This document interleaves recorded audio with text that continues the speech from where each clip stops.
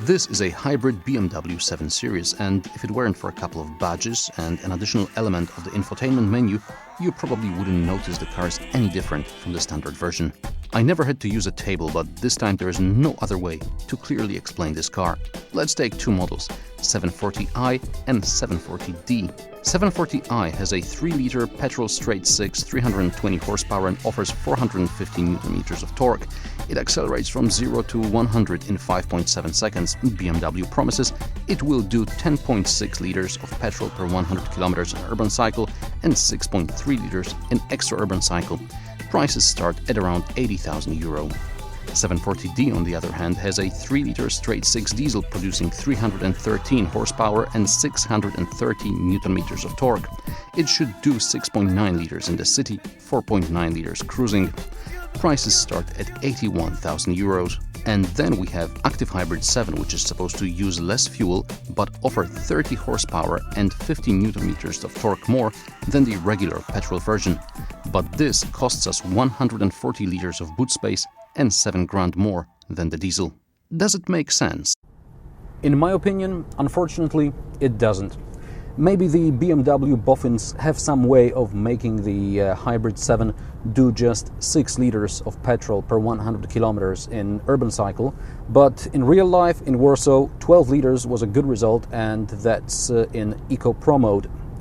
Yesterday I did some 400 kilometers in this car along back roads, so no driving fast, and I managed to get fuel consumption down to about 8.7 liters per 100 kilometers, and I suppose if I drove for another 100 or maybe 200 kilometers, I would go down to something like the manufacturer promises, which is 7.2, somewhere thereabouts. But if you're driving a lot, if you're doing a lot of motorway cruising, it'll be better to buy a diesel. It's cheaper, it's more economical, and you get a bigger boot. Now, the electric motor gives this car a really good kick. I mean, you don't have to be in sports mode, but I will put it in sports mode. And then you step on it. Hear the sound? This is a hybrid sound, right? In a matter of seconds, you're reaching speeds which are legal only on German autobahns or on tracks.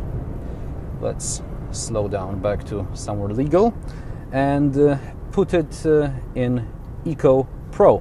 And in Eco Pro, you can drive this car in zero emissions mode. Now, there is no button to actually force the zero emissions mode, but if you drive slowly up to 60 kilometers per hour, and if you're careful with the throttle, you can go in EV mode, but you have to be careful with the throttle. BMW ActiveHybrid 7 is very comfortable and very quiet.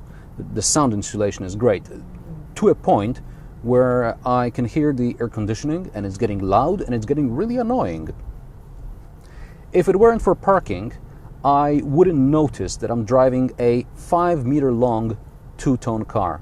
That's how good the 7 Series is, in general, not necessarily the ActiveHybrid 7.